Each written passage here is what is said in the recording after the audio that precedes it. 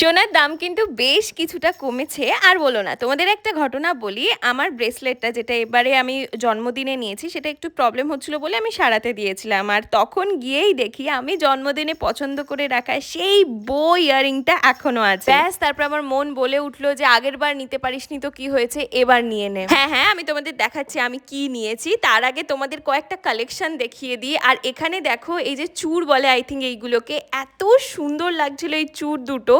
এই দুটোর ওয়েট ছিল ওই 15 মানে 30 গ্রাম। আমার এত পছন্দ হয়েছিল, টাকা থাকলে আমি এটাও নিয়ে নিতাম, কিন্তু নেই, কি করা যাবে। তারপর যে ইয়ারিংটার কথা বলছিলাম, মানে আমি এটা পছন্দ করে রেখেছিলাম সেই জন্মদিন থেকে, সেই ইয়ারিংটা একবার কানে পরে দেখলাম। আর কাকু এখানে আমাকে আরো ব্রাইডাল অনেকগুলো কানের দুল দেখাচ্ছিল। কিছু কিছু একটু ভারী ওয়েটের ছিল, যেমন এই কানেরটা মিনে করা আছে, খুব সুন্দর দেখতে এই কানবালাটা। আর এটার ওজনটা বেশ অনেকটাই ছিল। আর এইগুলো মধ্যে অনেকগুলোই আবার লাইট ওয়েটেরও আছে। আজকে তোমাদের একটা সত্যি কথা বলছি, আমাকে শাগনিক ওইখানেই বলেছিল যে তুমি যত টাকা সোনা কিনেছো সেই টাকায় তুমি একটা ভালো 4 চাকা কিংবা ফ্ল্যাট অনায়াসে কিনে ফেলতে পারতে। কিন্তু ওকে কিভাবে বোঝাই, পৃথিবীর সব মানুষের পছন্দ আলাদা হয়। আমার বাড়ি গাড়ি কোনো কিছুর প্রতি অত ইন্টারেস্ট নেই যতটা আমি সোনা কিনলে আনন্দ পাই। আমি জানি না আমার কেন এত ভালো লাগে। যাই হোক, ফাইনালি তোমাদের সাথে শেয়ার করলাম আমি কি ইয়ারিং কিনেছি। এই বো ইয়ারিংটা কেমন হয়েছে জানিও।